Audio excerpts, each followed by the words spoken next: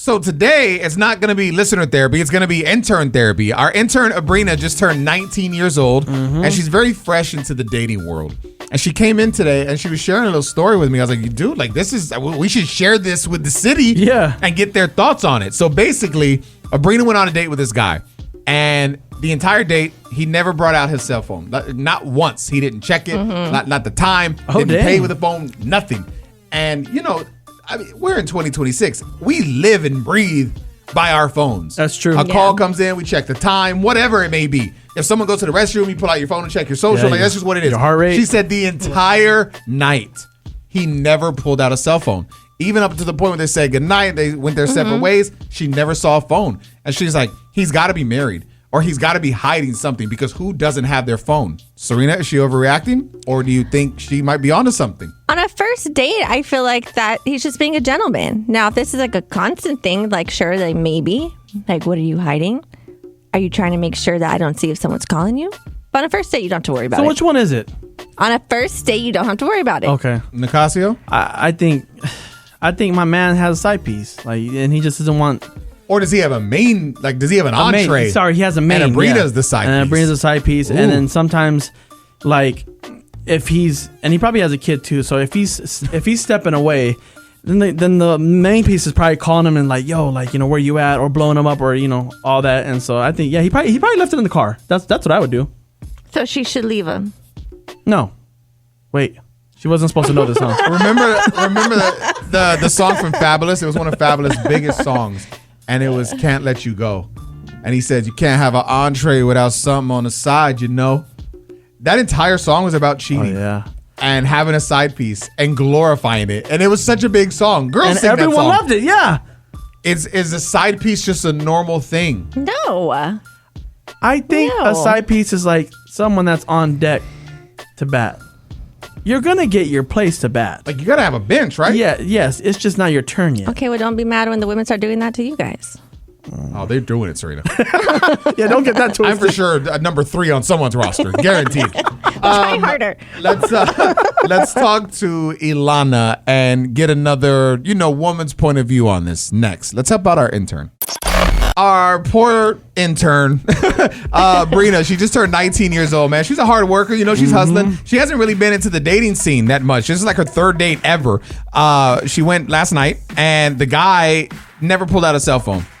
Throughout the entire night, never put out a phone. He didn't check his time. He didn't text anybody. There was no social media engagement, nothing. And for her, she's like, this seems kind of weird because obviously everybody's on their phone all the time, or they at least pick it up at some point. So we're trying to see if she should give this guy, a second chance at another date, or leave it alone, red flag vibes. Ilana, what do you think? Is this weird behavior?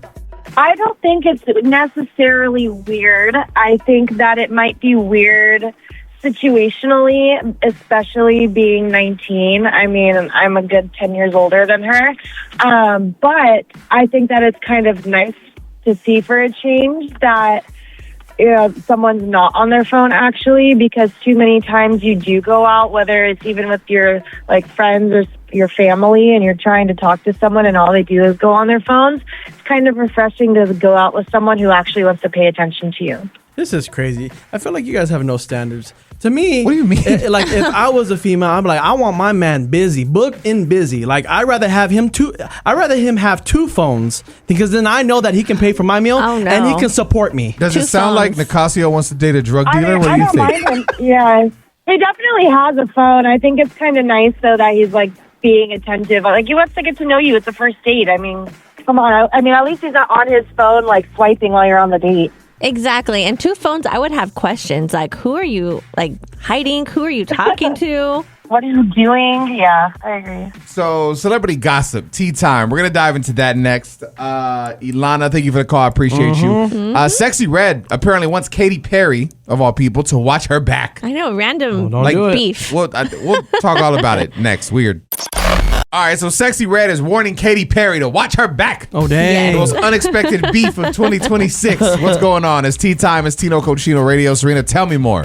So Katy Perry and Chief Keef just reunited. So if you remember, you don't know, they had some Twitter beef back in 2013 where Katy criticized his song, I Hate Being Sober. And then he said something back. She apologized. They worked it out. They became friends. Well, recently there's a video of the two and Katy is smiling, laughing, hugging on him. And Sexy Red jumped in the comments and said, Katy, you cool, but watch out, gang. Oh, dang. And fans are like, I'm sure she's just joking though, because she's always said that Chief Keef is one of her favorite rappers, and she's also joked that that's her like celebrity crush. But I'm like, I feel like this is great promo for a song. All three of them, Sexy Red, Katy, Chief that'd be Keef. crazy. I mean, Sosa would go crazy. I would not listen to that song. What?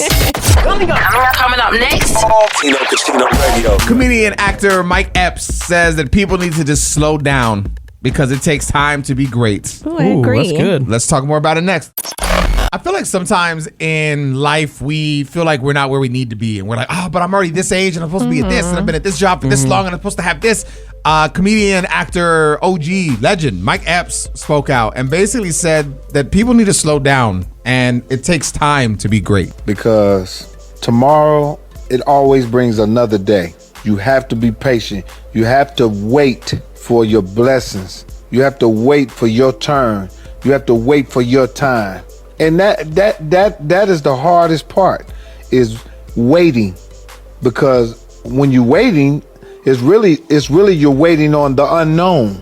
But there's a reward for being patient all the time. Every time there's a reward for being patient. So when you're patient, you might not get what you were trying to get, but guess what? You're going to get something great out of it because you were patient. Because in impatience, you're giving God a chance and you on his time. Right. We got Pastor Epps coming in one time. You turned into it. I needed this type of energy, man. I had a comedy show the other night where I went to try new stuff, and there were other people on the lineup that are good.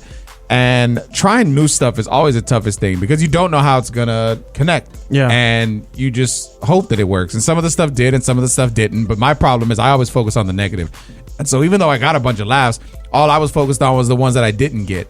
And I literally remember I was driving home and I was like, why can't I be better already? I've been doing this 2 years. Why can't I just be better and always kill it? I'm like, all this type of stuff. So even hearing something like this, it's true. Like no matter what, like one of my buddies who always jokes around, I can never have a serious talk with, he sent me a voice note and he was like, look, man, seriously, like you did good. And you're only 2 years in, and look at everything you've done and what you're doing. And you didn't even lose tonight. You went out there and tried something new. He's like, some people did good, and yeah, sure, did better than you.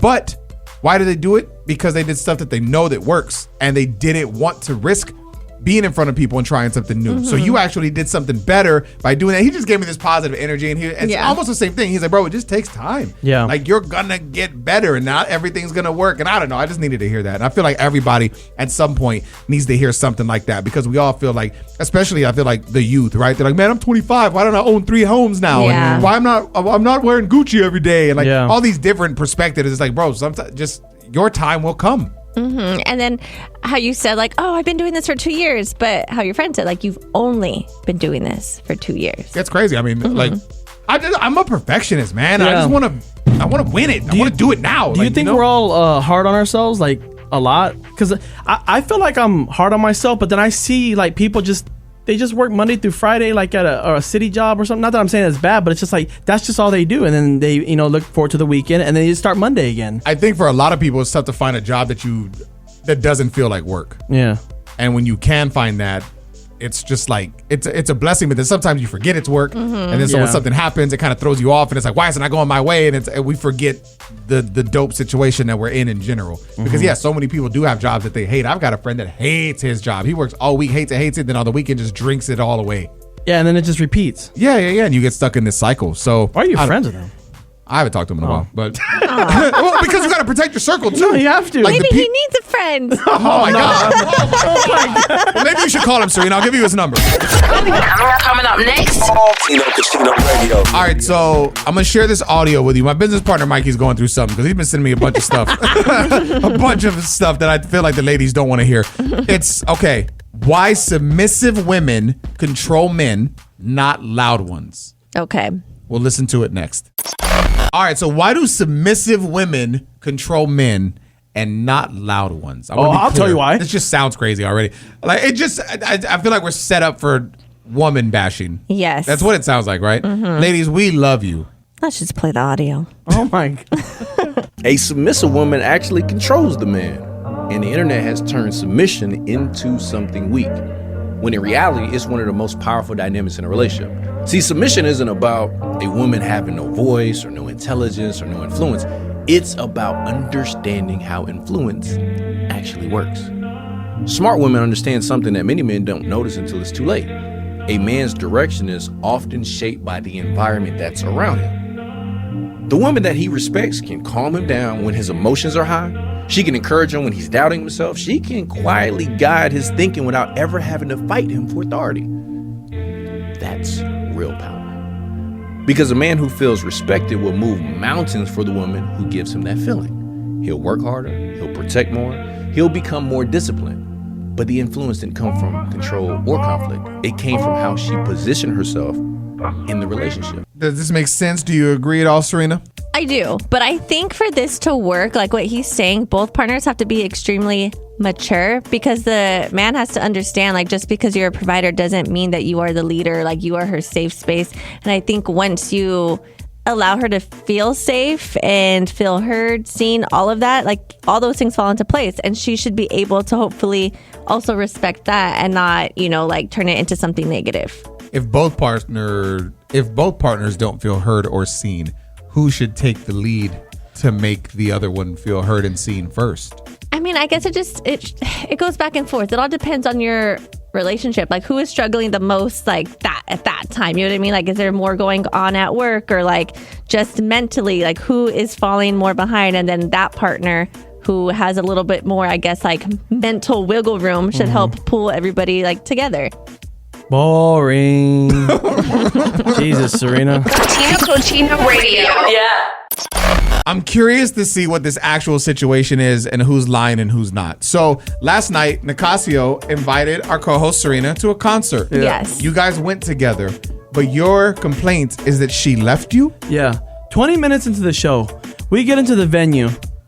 She's like, I'm going to go to the restroom. I said, okay, cool. So I'm on my phone. It's been 20 minutes. So I'm like, well, either she's got to be or she left me. And I turn back around and she's walking up with like a group of her friends. I know two of them, and they all have beers. I was like, did you leave me for your friends? And she's like, well, yeah. She goes, I was like, did you know they were going to be here? She goes, well, yeah. So then I started thinking, I'm like, you only came because you knew they were going to be here. So and her friends weren't down enough to buy her a ticket. No. So she took the ticket from you, yes, but then went to hang out with them. That's crazy. So work. Nicasio funded your girls' night? Well, it was a last minute invite because you couldn't go. So I wasn't even like the first choice. Oh, damn. And he told me like an hour before I had to be at the show. So I got there and I didn't know my friend was going to be there, but we have each other's location. So then I looked. That's crazy. And then on top of that, like, he had us waiting in the line the whole time. He could have been saving a spot in the line, but instead he's just staring at the line. He's like, well, should we get in line? I'm like, well, duh. She wanted me to stay in the line while she sat in the car in AC. No. I'm not doing that. I wasn't there yet. And then on top of that, he's not my man. And then I saw people from high school and I'm like, oh man, they're definitely going to think this is my man. I got to make it clear he is not my man. She started to treat it as a date. She was like, yo, not. She goes, you didn't buy a beer for me. She goes, you didn't buy no merch. Why would he do that for you? That's what I'm saying. I did not say that. I said, Serina. Serina is, she's not even red. Serina's purple. She looks like a plum. I'm believing him just because you're so red. And then she's in the line. She goes, this is a bad day. She goes, I'm just going to go back to my husband. And that sounds bad. She said the words, this is a bad date? Yes. Well, if we're going to say that, then yeah, it was a bad date. Oh, wow. Oh, wow. But the thing is, I didn't know it was a date, so why are you mad that I went with my friends? Because I brought... So in your eyes... I'm a married woman. So in your eyes, not that night. Were you hoping it was a date? I mean, I thought we were like headed. I didn't know what the night was. I didn't know what it consisted of, and I'm just like, what? I was like, you know what? I'm just gonna go. I'm gonna go with the punch. I'm just gonna go with it. Yeah. And and I feel like he tricked me because he said that we were gonna meet the artist and we didn't. Oh, damn. I know, but that happens sometimes. And then she started drinking. I'm like, okay. I'm like, then she gets into her comfort zone. I'm like, okay. I'm like, she's kind of loosening up and she's talking. Why do you want her to loosen up for? Bro, you see her every day. You guys hang out every day. Let me tell you this. Oh. She can't even tell you the set list because that's how much she was talking to me. Oh, wow. Because it was a boring show. But I thought I left you, so how was I talking to you? I know. it's a good I mean, point. 20 minutes into the show, you did leave me, and I was kind of salty. I was just like, wow, because I already know how this is going to go. But I'm she going to came talk back. to. Yeah, because her friend brought a random guy friend, and I was hanging out with him. I didn't know who the hell he was. What and I was just mad. That was my friend from high school. I'm like, oh, he's going to think this is my man. I don't want that to happen. So All then, right. yeah. Here's the $1 million question. It was a mess. Serina has made it very vocal to me that she is not a hugger. Did you hug when you said goodbye at the end of the night? No cap. Bro, she was like, can you take me to my car? Well, because If that ain't better than a hug, I don't know what is. The thing is, I had to pay $30 for parking. She wanted me to pay half for that. And then as I dropped her off at her car, which was like a mile away from the venue, she says, she turns around, because I think I curb checked my car, and she turns around and she was like, and don't call me because it was a bad date. And I was like, are we really doing this in a parking lot? Do you remember? It was at midnight. Do you remember on yesterday's show when Serina said that guys don't or girls don't go on trips and stuff for guys and take all this money? She's trying to take everything from you at a concert. She tried to do all that. And you're not even the man. No. And I was like, I mean, we can again. Even I've if talked it was about my this in friend, past it was shows. a bad experience as a friend too. I told her, I said, if we were on a date, Serena, I said, your belly would be full. You would have a lanyard around your neck because you're in there as VIP. I said, you would have been straight. But last night, apparently, you weren't VIP. You didn't even meet the artist. No, we didn't. And so she just, I don't know. I feel like he bamboozled me to hang out. Okay, so that's their drama. I want to know for you, when did a friend ditch you? Or maybe you ditched a friend. What happened? What was your scenario? We will take it to the phones and talk to Mark, see what he thinks about the situation next. All right, so Nicasio and Serina, they're beefing, going back and forth because I guess Nicasio invited Serina to go to a concert. Like Last minute. On some business stuff, but yes, it Yeah. was last minute. Mm-hmm. What, maybe an hour before? Yes. And you ended up going, but Nicasio got mad because you ended up meeting friends there and y'all Yeah. hung out. And what, you just kind of felt like the fifth wheel? Yeah, I feel like I took her to them. Well, you could have walked away. Oh, damn. Yeah, that's crazy. Yeah, she didn't even want you around. She's doubling down. Thanks for the ride, loser. Not even a ride. That's crazy. You just wanted the ticket? That was it? Damn. That's crazy. You take my tickets? It's usually how it goes. Let's take it to the phones. Mark, have you ever, had a friend ditch you? Yeah, actually for a chick. Oh my damn. Dang. Kind of a similar situation. What that we were talking about. What happened to you? So we were supposed to go out to Six Flags for like that Fright Fest thing. Oh, yeah. But then the homie said he had to go do something with his mom. So I ended up taking some other chick. And then come to find out we was in line behind each other. Wow. So he had a chick and I had a chick. And it was kind of awkward. But, I mean, we ended up just kicking it the rest of the night. And then one day at a barbecue, he brought it up and we had to squabble up about it. Oh, damn. Wow. Are you guys friends now? Like after all that happened or no? Oh, yeah, because we both got dumb. So it wasn't worth it. You ended up back together. It all worked out. The circle of life, man. Coming up next. Tino Casino Radio. So the very popular TV show Love Island is back. I watched episode 1 last night. What I could of it. Dude, they are unhinged. Like, I can't imagine their parents or even just anyone watching this with. I'll explain next. It's insane. All right, so Love Island is one of the biggest shows out there. I mean, last season broke it? records. Hell yeah, it was. Now I feel like it's died down. It did die down since then, but I think they needed that to happen because the characters got so big that now you've got to refresh it, right? And so now we've got a new cast. I'm gonna be honest. I'm only one episode in. I don't think there's any more yet, but there's no one on the initial group of people that stand out to me like, ooh, they're gonna be like the one, like that's the next Alondria or whatever. But this show is unhinged. And the fact that certain things are just allowed on TV now is wild to me. Now, I get it's not actual TV. It's streaming on Peacock. So it's like a stream exclusive or whatever. But it's just, I can't imagine, one, being a parent of one of these contestants. Or two, I thought about that. just watching the show. Like, there's no way you can watch this with parents. Guys, this is not even a joke. And I'm just going to say this, and I might have to bleep it. I don't know. We'll let the censors worry about that.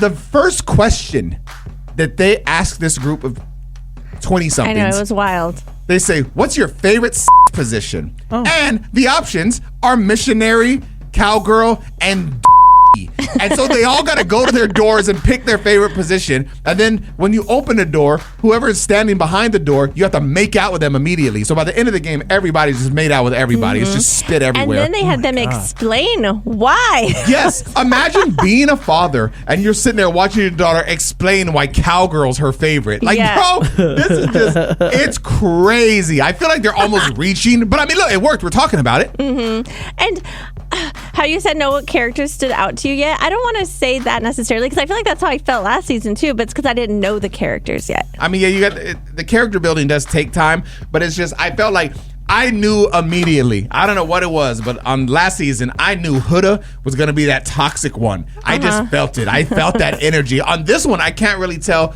who the toxic one is. I almost feel, correct me if I'm wrong, I feel like the girls are more toxic than the men so far. It seems like the men are actually a little more kind of dialed in. Because I remember last time, all the guys like, oh man, we're about to smash, bro. Oh, we're going to be smashing. It's crazy. Hot boy summer. And this time, the guys were all in suits and they're like, I'm just here to find someone. And it's crazy. I want to do this. Like, and the girls are like, oh, you got a roster? You got a roster? A roster. Oh, yeah, that's right? true. They flipped the script. It's kind of crazy. Nicasio, you need to watch it, bro. I don't feel know, like man. this is something you and your girl could watch and talk about. I just don't see because it's all scripted, right? Like it's all. I'm sure it's produced like where they lead them, but I don't think it's all scripted. Like they probably lead them to the direction they want it to go. I feel like all the games and stuff that they do are scripted, obviously, but like the actual like just them in the house kicking it, I don't think that's scripted. Yeah. I don't know. We'll see. Last season was nuts. This season is out now. If there's someone that stands out to you, message me on Instagram. Let me know. We can talk about it. We can have a little Love Island. We had a Love Island group chat for the last one, actually. It got really ratchet. I had to delete it, but maybe we'll do it again. Instagram at Tino Cochino. Let me know your thoughts. Also, while you're there, if you click the link in my bio, you can stream my new dating podcast. It's called Laugh at Love.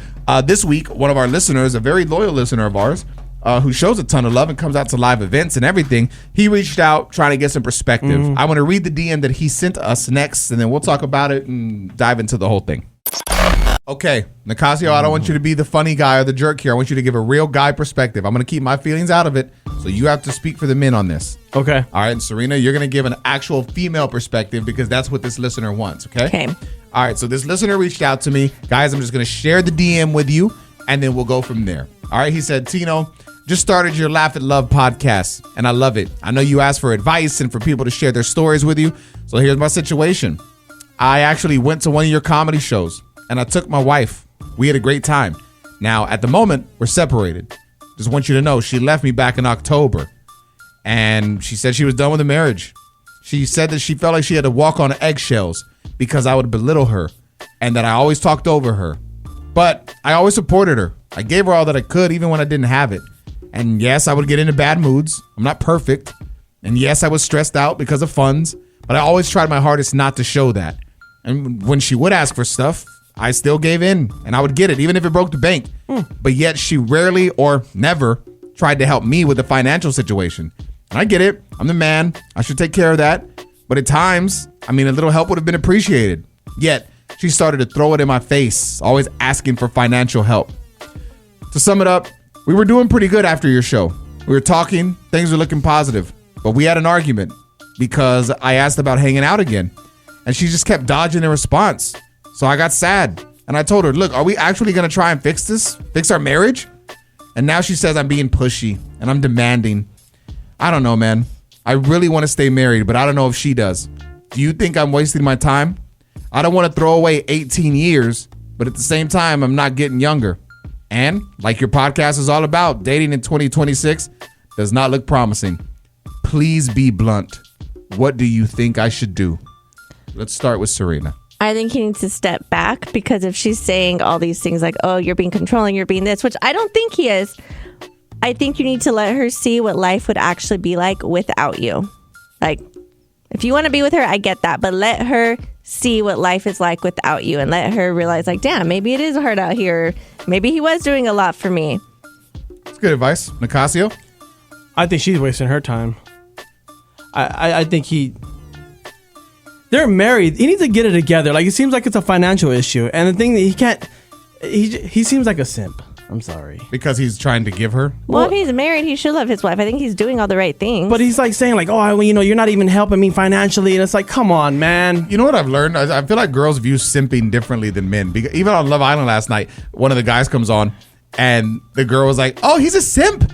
And the guy didn't like it. He's like, oh, what do you mean? And she's like, no, it's not a bad thing. It's not a bad thing. We like that. Like, I feel like the current version of simp to a woman means a guy that's emotionally available. Yes. Well, a woman's going to love a simp because that's who she can control. So you're making this just about money. Well, it seems like it because that's what it started. Like, I feel like you can't say like he should take care of everything because like in today's world, most couples, like they're both working. Like they have to work to make ends meet. But even if like the thing is my girl can help me, right? She can help me financially. But she can also, if she's having a bad day at work, she can also take off that bad day because she knows I'm going to have her back. So I'm the backbone of the relationship and I'm not even married to her. But also like, so when my husband did pay for everything and if I did feel like I don't know, he was struggling or something, like he would never ask me, but I'd be like, oh, like here's money like for whatever. Like I wouldn't say I was helping, but I would do it in a different way. So I think it's also. So you're the wife and the husband. But I also no. But I also think it's wrong of the wife. Like if she knows you're struggling, like because you guys are a team. Like, why aren't you helping? So I dive into this, man. I talk all about it. I give my thoughts on it. I would love yours. It's featured on this week's episode of my dating podcast. It's called Laugh at Love. So wherever you stream your favorite podcast, literally just search for Tino Cochino, Laugh at Love, or go to my Instagram at Tino Cochino. Click the link in the bio and stream it and check it out. And you can always DM and share your thoughts. Coming up next, we're talking about your brain. Apparently, your brain can sense if someone is watching you even while you're asleep. Oh, dang. Kind of creepy. We'll talk about it next. You ever wake up and feel like someone's watching you? No. Yeah. God. This says that your brain can sense if someone is watching you even when you're sleeping. That's why sometimes you wake up at night without any reason. Oh, my God. Science suggests your brain stays partly alert during sleep with systems designed to detect danger or movement. But there's no real evidence that it can like sense someone actually staring at you. But I guess sudden wake-ups are usually linked to stress, anxiety, and small disturbances, or have dream states that create a feeling of presence. Dang. I don't wake up because I feel like someone's watching, but since my daughter sometimes is in our bed, I feel like I wake up in a panic to make sure she's on the bed.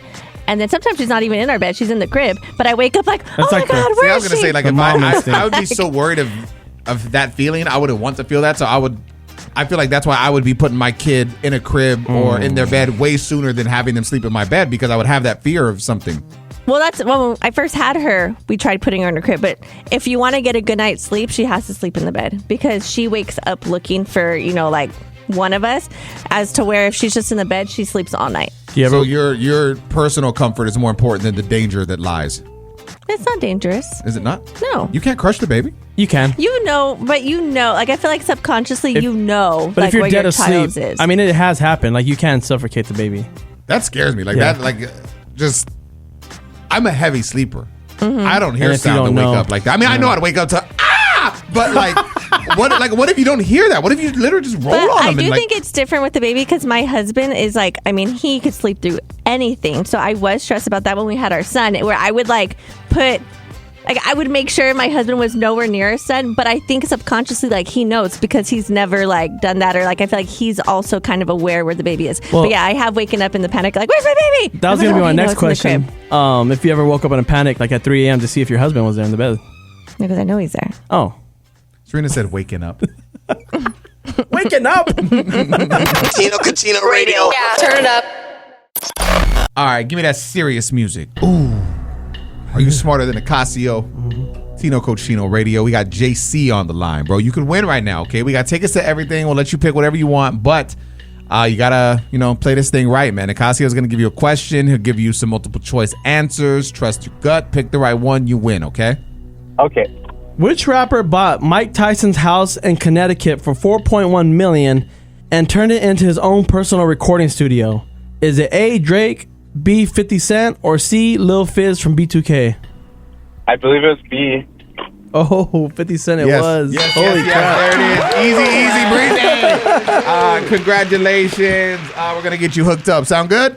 Thank you. For $500, you can hire a mystery woman to attend your funeral, cry quietly, and then disappear. Why would you do that? I don't know, but we'll talk about it next. Weird. I want to see what you think about this. It's kind of weird. It says, for $500, a mystery woman will show up at your funeral, cry in silence, and then vanish. It's just weird. This is the thing here in the States, okay? It's a mystery woman dressed in all black, and she'll crash your funeral just to mourn you.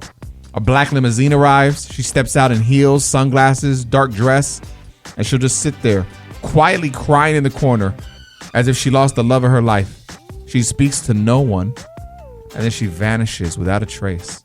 And all it says is, imagine your family trying to figure out who was she. Oh, it's like a troll, like a last minute, prank. like a trick, like haha, gotcha. That's funny. I guess this would go for someone like, I'm not saying him specifically, but I just forgot his name. The guy who does the test, Elon. Because like he works so much that he doesn't really have like, I don't know, like his main person, you know? So maybe you want people to think like you actually did have like this love of your life. This would be more funny for someone that's not famous, I think. Like Theo Beto.